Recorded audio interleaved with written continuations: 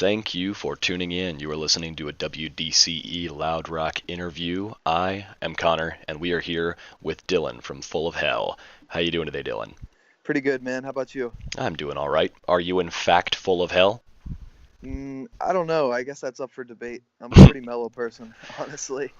Well, Weeping Choir would certainly make it sound like it, but I have met my fair share of extreme metal frontmen who are super mellow, laid-back dudes, so it wouldn't surprise me. Yeah, it's Um, a good catharsis. oh, I'm sure. Um, so obviously, Weeping Choir just came out. It's doing very well, at least it seems to be. The first thing I notice about the record, though, is that there are many ways in which it seems to go hand in hand with trumpeting ecstasy. Was it intentional for this to almost serve as a direct like sequel to that record, or does it just feel like that to me? I think instrumentally, when Spencer started writing the record, I don't think that was necessarily in his head. But on the lyrical side, it was just kind of naturally for me. I was just like in the same headspace still. And the artist that works on the art with us, Mark McCoy, he's like my favorite artist in the world, and he really, really gets me as a writer. And I think when he was reading the lyrics, um, the artwork kind of like took the life of the lyrics, it like distilled it sort of. Hmm. So it really fleshed itself into like a proper companion album really naturally, like while we were writing it. So it was never intentional from the beginning, I think, but it just naturally became that. And then as we noticed that, we just kind of ran with it and made sure there were a lot of, you know, subtle links and kind of an aesthetic bond between the two. And it's cool just how many links there are. Like with Trumpeting Ecstasy, the figures looking to the right, Weeping Choir, the figures looking to the left. They both don't have a face. It's kind of like an above and below sort of vibe. There's just a lot of cool stuff going on, so I'm very intrigued by all that. It's awesome. Yeah, Mark's a genius. And I was so thrilled when he came back with some of the first images for the artwork because I never really give him specifics on like how to create the physical artwork. Like I don't give him like specific subjects. Like I never ever in a million years would have been like, dude, make a nun's face on fire. That's a sick cover. Totally would have thought that was too on the nose. But Mark interprets the lyrics and the music, and I think he really gets us, and it just works. So yeah, it's pretty exciting for us too because we're such fans of the artist. That's awesome.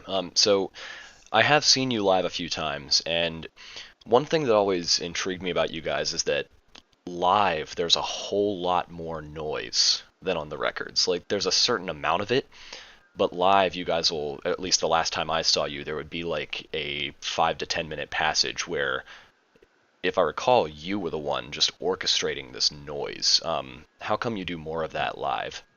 Oh yeah, well, I guess it all depends on how we're feeling. Certain tours we go into it wanting to antagonize people more. Certain nights, who knows what could be a trigger. Like we played this festival like a long time ago when we were really young in Europe, and we just got the shaft. Kind of the sound people were really fucking rude, and just like in general had bad vibes, and the audience was kind of stale. So we stopped playing songs, and we just had like a wall of noise for like the last 15 minutes of our time slot, and we just kind of sat there, and that was intentionally antagonistic. Sometimes we're just jamming, and I like to think that we're just kind of taking nods from a lot of artists that we love, where live the music's always faster, harder, and much much noisier. um, we're really getting more into like improvisation over the years too. I think even more in the future probably. So live, like having a jammy vibe and like kind of bathing it all in noise, it just means a lot more to us when we're playing. On Mhm. record, we like to have things really dialed in, but live is free game. Well, so with the noise aspect coming more into the forefront when you're live, do you think you could ever see it becoming almost a performance art thing, like having something else on stage, a visualizer, that kind of thing, like really fleshing it out? We think about that all the time. Like we've done tours with extra instruments, for instance. Like we've done tours with saxophone. We've done you know uh, trumpet shows, and we've done shows with multiple drummers and whatever else, extra instrumentation, extra people. So on that side of things, definitely like we love doing that, and we want to do more of it. And visually, I would love to have a projector.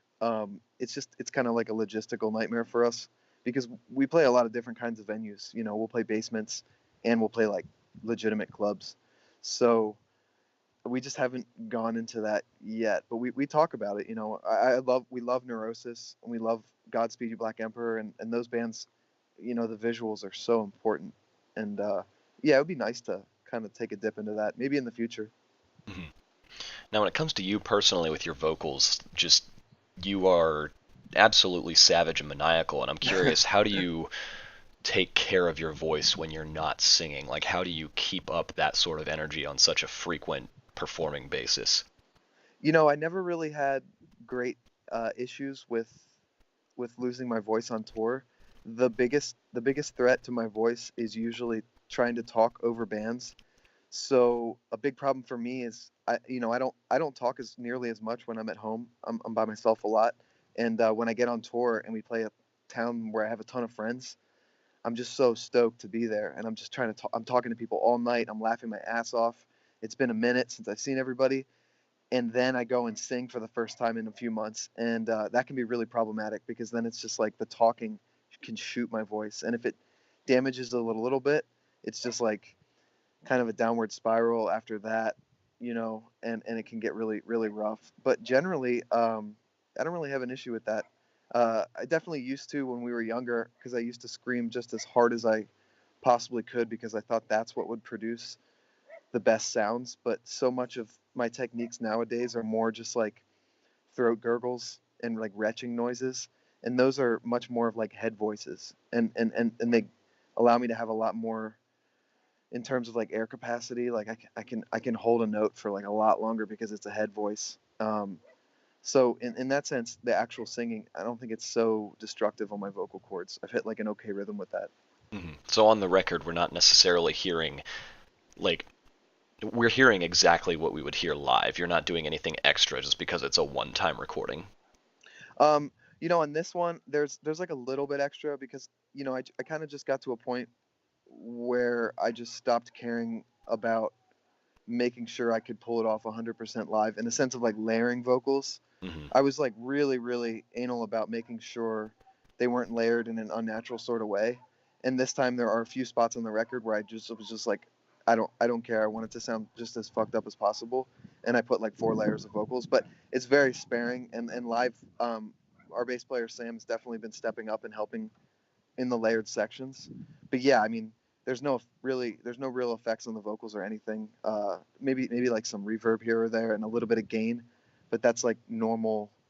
You know, generally the PAs that we play through, they make it a little wet anyway, so it's usually pretty straightforward. Yeah. Hmm. Awesome. When it comes to your live performances again, I'm curious, how does one orchestrate noise? Like personally, I've never written anything like that. It seems counterintuitive to try and like control it. So, how do you personally approach the noise that you put out?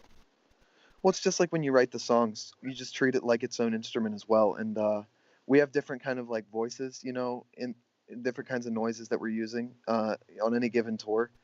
The actual samples of like manipulated speech or sound effects or whatever, very specific sounds, those are very intentionally placed. At the end of the track, at the beginning of a track, or in the middle at a build. And then other than that, maybe there's a section where it's very specifically supposed to be like a heavy waltz type of noise, and we have it worked out. You need to blend this wall in within the first couple measures in a natural sort of way so that it becomes this like impenetrable, just blown out wall of static. And then there are sections of breakdowns where I've incorporated noise that's not on record, where I use like a very specific synthesizer that makes like a weird insect chirpy noise, and I have a little patch in it that I know I can keep the beeps in rhythm with the breakdown relatively. And again, it's cool because it's all pretty natural, so it's never going to sound exactly the same live. Hmm. But because we're using specific objects, synthesizers or like practical controllers or whatever, you're still in the same sort of world with what sound you're going to get, and it just takes some practice and some knowledge of what you're using. So yeah, it's different every night, but it's definitely discussed, and Hmm. that's part of the joy of like of it, is that it always sounds a little different. Now, I'm not much in the know on y'all's lineup. I take it there were no lineup changes between Trumpeting Ecstasy and Weeping Choir. Yeah, it's the same four people, and it's been the same four guys for a good amount of years now, maybe since 2015, maybe. Mhm. And it's been the same guitarist, drummer, and me, since 2000 and since I joined. Dave was way too young to do all the touring we were doing when we first started the band. We had to get some special permission for him to leave school to go to Europe. He was in like 11th grade. But, once he graduated, it was like, no more fill-in drummers or anything. So it's been a pretty solid lineup. Would you say that you guys, just with every attempt, get a little bit more cohesive in terms of your album writing, specifically for Weeping Choir, or has it always been just a very smooth, natural process? I mean, it's always been natural. I think, from my perspective, I think those guys have gotten worlds better. And I think like our friends and peers that have watched us grow and have toured with us and been a part of this over the years would say the same. I think, those guys, part of the joy for me is watching those guys grow as musicians and challenge themselves. And, as a singer, it's like night and day, compared to 9 years ago when we did our first 7 inch or whatever. I had no idea how to record vocals on record and get what I wanted it to sound like. And I was very reductive with how I recorded vocals, very stuck in a smaller range because I was like, in a headspace where I wanted it to sound like, X person who only had one range instead of doing what I did when I was like 13, which was like, try to sound like Lord Worm or something. So I came full circle too to try to just make like the craziest sounds I could. So I feel like everybody's grown a lot, and even more, I feel like we're just getting started. Like I can't imagine what we're gonna get to do together in the next like 5 years. Mhm. Another journalist I spoke with feels that this album is a lot more riff focused, and he's wondering if that was a concentrated effort, just knowing like how live people will respond to hearing the first riff of like their favorite song, or was that just something that happened? I don't think it was concentrated in that sense, but I think Spencer's definitely getting more into writing discernible riffs.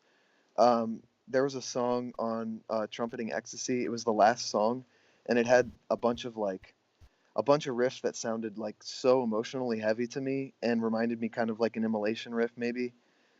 Just like very dark and emotional sounding. And we were really psyched that he wrote that. And I told him like 100 times, like, dude, this riff has emotion and weight. It's so good. And I think he was interested in challenging himself and writing more riffs for sure. I think that's like something that was in his head when he was writing. Mm. Definitely. Now, when it comes to you, what first attracted you to harsh noise?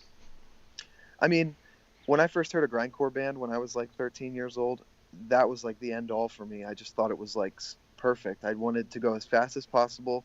I wanted the most, you know, messed up vocals possible, just like everything on 11.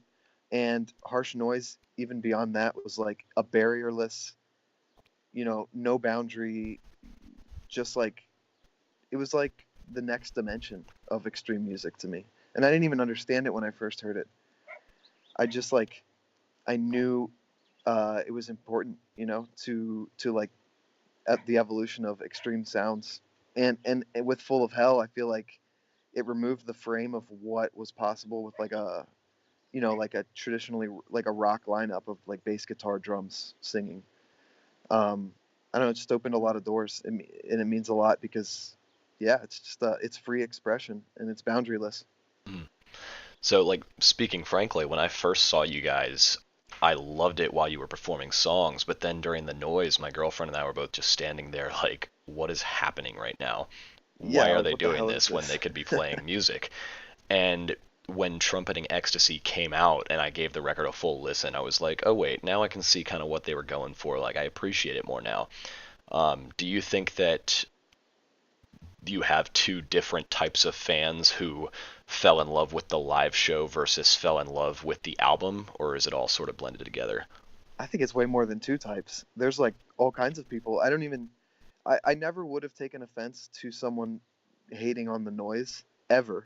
But even more now, I'm like totally, I'm empathetic to that. I understand. We dip our toes in so many kind of like weird little subgenres that I feel like there's like hardcore kids that enjoy Full of Hell. There's, some non-elite noise people and grind people that love Full of Hell, and some open-minded death metal people that love Full of Hell, and they're not going to like everything about it. And I think the noise is definitely the most challenging aspect of it. And we're not perfect with how we approach it. So over the years, we've learned to just like just approach it in different ways that maybe it blends better with the music or whatever. But I don't know. It just it's just part of who we are, I guess. And Mhm. I'm never gonna take offense to someone not being into that. Cool. Well, I got two more questions for you. The first one is, you've probably heard this from every single person who interviews you. What is the main thing you want people to know about Weeping Choir? Like, what is really setting this album apart for you guys? Actually, no one asked that question, so that's cool. I guess for me, this album is just like, I feel like it's each member doing what they do best, and like doing their best at it. At this point, I think this is our most competent album, and I think, yeah, just everybody's in their role, like doing their thing. And I guess that's all I had to say about it, really. Mhm. I'm excited about it. Well, that's awesome, man. Like, I'm definitely digging the record. I've been spinning it a lot. That's awesome. Um, Thank you. Now, the question I know no one's asked you before, and this is my favorite one. Hmm. If you could write the score to any book, movie, or video game, regardless of whether it already has a score or not, what would it be and why? Well, I'm gonna avoid video games because my favorite video games have perfect scores. I can appreciate that. Yeah, I'm like a huge Final Fantasy fan, particularly like PlayStation era, and the Uematsu scores are perfect. I don't know, maybe I would want to write the score to the Silmarillion, like the old Tolkien, Hmm. you know, old Tolkien story. It's just so it's like biblically epic and crushing, and I think it would be really interesting to write like a metal kind of Swans version-y score to that. Well, I don't is know if that the that's a kind of perfect thing? answer or not. Well, it actually is. It plays into the record because there's a song called Silmaril. Do you think that's the Yeah, kind of that's what vibe we that's what could made me think of it. expect? No, I mean I used the Silmaril, the object that is a Silmaril, as just a direct metaphor to the forbidden knowledge in the song. So Hmm. I don't think the Silmarillion score would sound like as dumb as Silmaril. That's like a caveman song, but yeah, I don't know. I'd be interested to score something like that. I think a score would be that's a pretty lofty goal. It'd be cool to do. Well, I think that you guys are like there are a lot of bands who couldn't pull it off, but because of your forays into noise and just the atmospheric side of Full of Hell, I would say you guys would definitely be capable of doing that. Thank you for your vote of confidence. Maybe someday we'll get that opportunity. That'd be really awesome. Well, Dylan, it's been a pleasure speaking with you. Is there anything else you would like your fans and my listeners to know about Full of Hell right now? Nothing about Full of Hell. I would just say to go start a band and go on tour yourselves. And well, speaking of that, you are about to be going on tour with Primitive Man. Oh yeah, that'd be a good plug. We're So going on tour in the U.S. with Primitive Man and Genocide Pact in like 3 days. that is going to be wild. I saw Genocide Pact and you guys, not at the same show, but both first time was in Richmond. Yeah, those guys rule. No Richmond dates on the tour though. So sorry. Well, it's all good. We're in West Virginia now, so we'll Oh, find a wicked. way. Yeah, awesome, man. Thank you so much. But this has been a WDCE Loud Rock interview with Dylan of Full of Hell, and you guys, as always, stay brutal.